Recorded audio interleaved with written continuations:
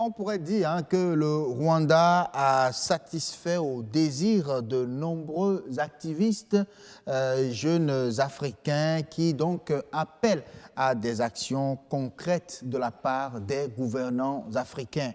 Le Rwanda qui accepte donc d'accueillir 30 000 migrants en Libye, là, sur son territoire, je dis, grand chapeau alors pour ce gouvernement. Sur le grand rendez-vous, on se demande quelle politique peut donc favoriser la sédentarisation des jeunes Africains à l'aise sur le continent africain.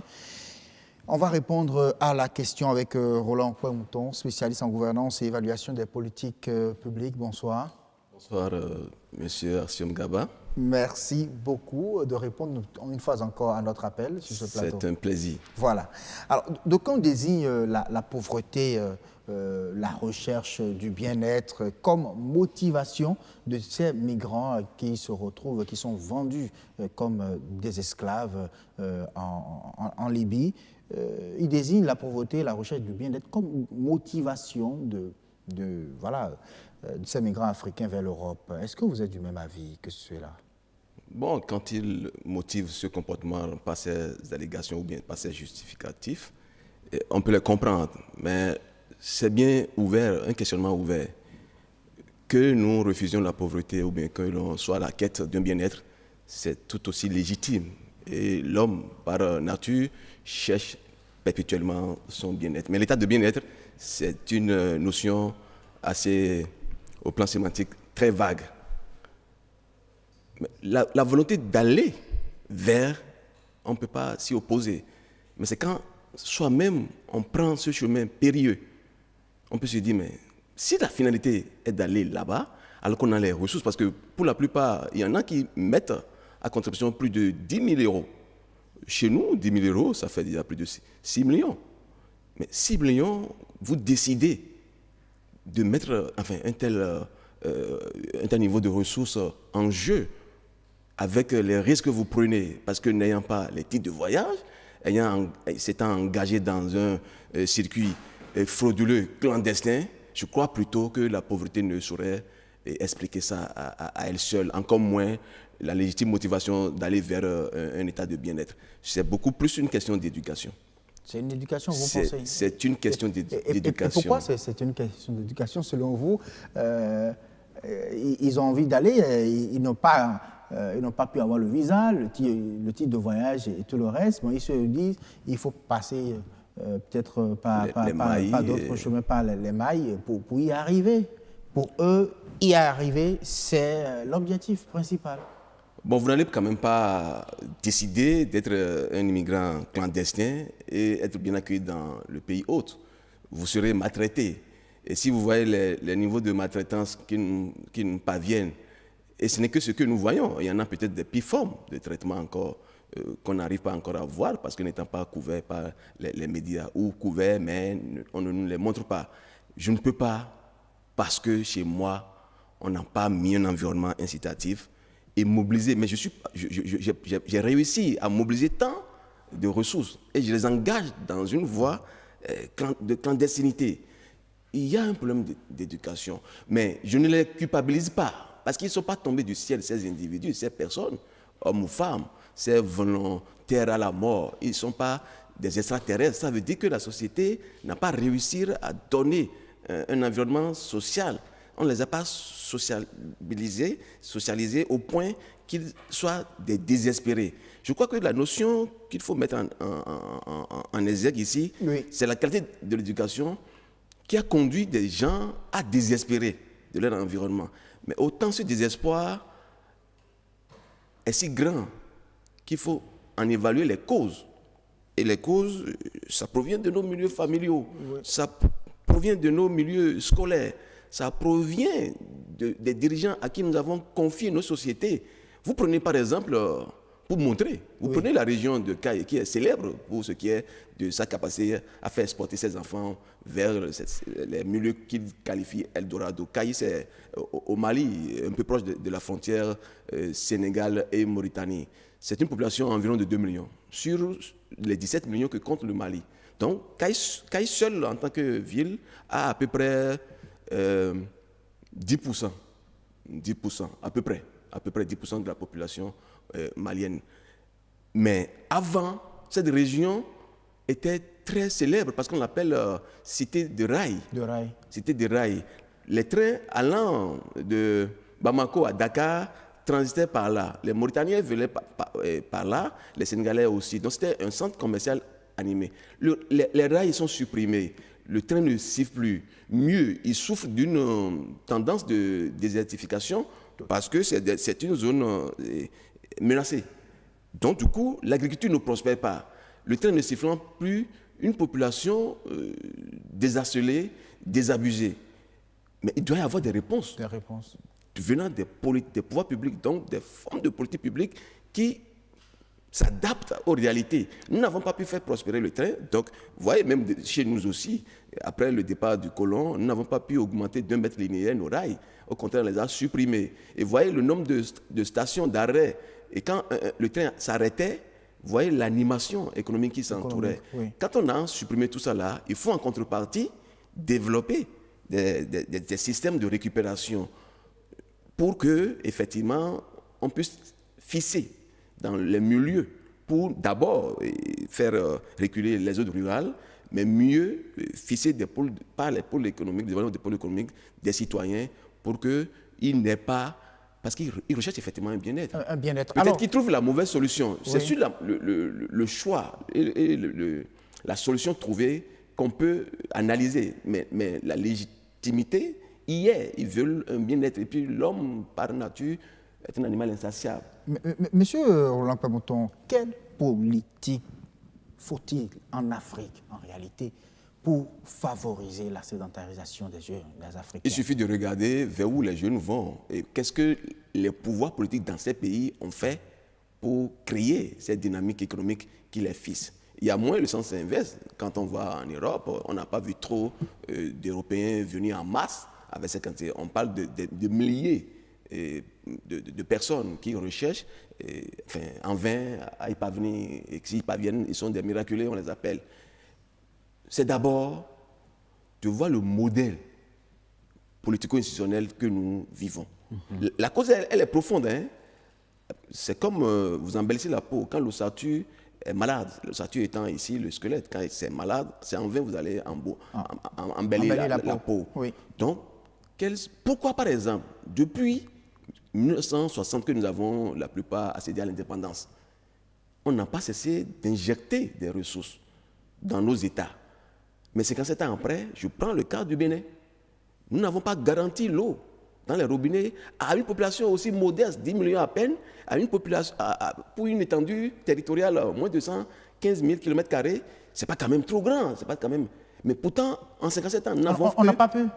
En 57 ans, nous avons toujours voté des budgets. Nous avons toujours voté des budgets. Même depuis 1990, où nous avons pris conscience de cela, on a opté à des choix politiques pour que le développement soit réel. Nous en sommes là encore. L'électricité qui fait partie des besoins basiques sans lesquels nous ne pouvons pas aller au développement, nous n'avons pas encore, malgré le discours que nous tenons ici et là. Donc des régimes successifs n'ont pas pu. Vous voyez même déjà le réseau routier, l'état dans lequel nous sommes. Donc quand on a ces choses-là comme difficulté, il faut décider autrement. Décider autrement. Décider autrement, c'est fait quoi en réalité? D'abord, oui. D'abord, des politiques qui tiennent compte des aspirations des populations. Donc, l'une des composantes de la bonne gouvernance, c'est l'approche participative. C'est que très longtemps, la situation que je décris, parfois les gouvernants ne sont pas forcément de mauvaise foi, hein, je ne les culpabilise pas, mais parfois ils sont déconnectés des besoins réels qui sont les nôtres. Donc, promouvoir une approche de gouvernance qui soit participative, qui inclut les bénéficiaires. Pourquoi nous gouvernons? Nous gouvernons pour l'intérêt général. Dans l'intérêt général, c'est beaucoup plus les populations à la base. Les gouvernants ne sont pas plus nombreux que ceux qui aspirent au bien-être. Donc, comment nous définissons nos politiques? Quand, par exemple, nous décidons de voter par exemple le budget de 2018, qui est en cours de débat, les parlementaires peuvent dire, si nous exécutons le budget de 2018, quels sont les problèmes majeurs qui seront résolus, ou du moins dont la résolution serait entamée largement au point où ça peut devenir un problème résiduel et non substantiel au point d'handicaper le développement. Mais nos institutions aussi n'ont pas, surtout celles qu'on a créées en 90, n'ont pas responsabilisé suffisamment nos pouvoirs publics, nos dirigeants. C'est-à-dire que l'imputabilité et la computabilité, c'est-à-dire quand vous décidez, vous agissez, vous devez rendre compte. Cette imputabilité n'existe pas encore. Évidemment, dans un tel... Et c'est commun pratiquement à tous les pays africains. Pas tous les pays africains, c'est beaucoup plus les pays francophones qui n'ont pas cette redevabilité dans l'action publique. Et ça favorise, parce que faire le bien, l'homme n'est pas né avec le réflexe de faire le bien. C'est parce qu'il sait qu'en rendant compte de l'action publique, il y a des sanctions qu'il devient prudent dans l'action publique. Or, cette prudence n'est pas requise aujourd'hui parce qu'il y a des murs d'impunité, un système institutionnel qui protège l'acteur politique contre les conséquences de ces actes. Si je comprends bien, vous proposez à ce que on implique déjà le public, les bénéficiaires de l'action publique, les populations à la base. Au moment de la conception, au moment de la... Vous ne concevez pas... On peut quand même pas rassembler toute la population. Nous sommes dans une démocratie représentative. C'est ce qu'on vous dira. Nous sommes dans une démocratie représentative. Oui. Aux côtés du pouvoir central, il y a le pouvoir décentralisé aujourd'hui. Oui. Dans la société civile, il y a des corps constitués de la nation. Il y a 7 composantes de la société civile. Donc chacune de ces composantes constitue une voix d'un nombre important de populations derrière. Donc vous pensez que les populations doivent, par exemple, exprimer leurs besoins à travers des creusets, les mairies et autres, les communes, c'est cela, pour que ça puisse remonter à l'État central? Remonter. Il y a de la société civile, des acteurs de la société civile qui sont quand même des porte-voix d'un nombre important d'individus derrière, parce que c'est des organisations structurées, reconnues par l'État. Donc il faut se demander dans quel degré, dans quelle mesure les décisions que nous prenons prennent l'assentiment, ne serait-ce que tout au moins les avis, à défaut d'être un avis motivé ou conforme, ce qui n'est pas pensable, parce qu'il y a séparation de pouvoir, mais tout au moins des avis consultatifs. Oui. Donc nos institutions doivent être dimensionnées dans cette démarche-là. Maintenant, il faut aussi que le citoyen se mette au travail. Nous travaillons très peu. C'est aussi une culture éducative. Nous ne sommes pas éduqués à travailler. C'est aussi la facilité qui fait que les gens décident très tôt d'aller. Et si tout le monde part, qui va effectivement faire l'œuvre de redressement social, économique, culturel du pays? Tout le monde part effectivement, parce que nous avons aussi une culture de facilité. Étant dans une société de consommation prématurément, nous n'avons pas produit, mais nous voulons consommer très tôt, très vite. Donc il va falloir alors que nous donnions une dose culturelle. Maintenant, dans nos comportements, nous ne célébrons pas les mérites. Dans la République, il faut qu'il y ait une organisation qui amène à ce que celui qui gagne beaucoup soit celui qui a apporté la plus grande valeur ajoutée du travail. Mais observons. L'entrepreneur qui court le risque de faillite, parce que ployant sur certaines charges, l'énergie n'existant pas, son produit n'est pas compétitif.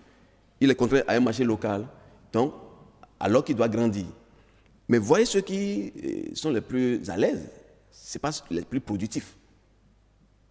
Et là, c'est une réalité qui contredit le discours de la production et de la performance. Que ceux qui gagnent soient ceux qui travaillent le plus. Et on peut le faire facilement, pas des outils. Aujourd'hui, par exemple, quand on vous recrute dans les entreprises, c'est le diplôme. Moi, j'ai fait des expériences, par exemple, au niveau de l'ITA, l'Institut tropical d'agriculture, qui est l'ITA là. Ce n'est pas le grand diplôme qui est forcément le plus bien payé. C'est la contrepartie de la valeur du travail que vous apportez qui vous permet de gagner. Et je crois que cette réforme, on peut le faire aussi dans nos organisations, qu'elles soient publiques ou privées. Que le mérite revient à celui qui apporte le plus de performance et de valeur ajoutée à l'organisation. Ce discours est important. Et quand on va commencer comme ça, ceux qui partent, quand on gagne 10 000 €, c'est qu'on a travaillé quelque part. Peut-être qu'il estime qu'il aurait pu gagner plus que ça. Et que des gens n'ayant pas fait tant d'efforts ont gagné plus. Et il croit que son travail pourrait être bien primé, reconnu sous d'autres cieux. Et vous pensez que tous ces aspects réunis pourront en réalité c'est évident que ça va changer l'environnement et ça peut faire renaître l'espoir. Et quand l'espoir est né, ceux qui partent nourriront l'espoir que oui, si je reste avec un peu d'effort, je pourrais rentrer dans la plénitude de mes efforts. En contrepartie, les revenus pourraient être affectés. Et puis, il faut y arriver. Il faut vraiment y arriver. J'insiste sur la culture et le mérite qu'il faut accorder à l'effort productif. Merci beaucoup à vous, Monsieur Roland Kouamouton, pour ce développement. Je repose la question et je réponds pour récapituler tout simplement. Oui, quelle politique faut-il donc pour sédentariser les jeunes Africains, pour empêcher leur migration vers l'Europe? C'est qu'il faut impliquer d'abord les bénéficiaires dans les politiques publiques, que ceux qui gagnent soient vraiment ceux qui travaillent. Tout à fait, pour inciter à l'excellence et à l'esprit de travail bien fait. Bien fait. Merci beaucoup à vous. Merci à vous. On se dit à très bientôt. Merci infiniment.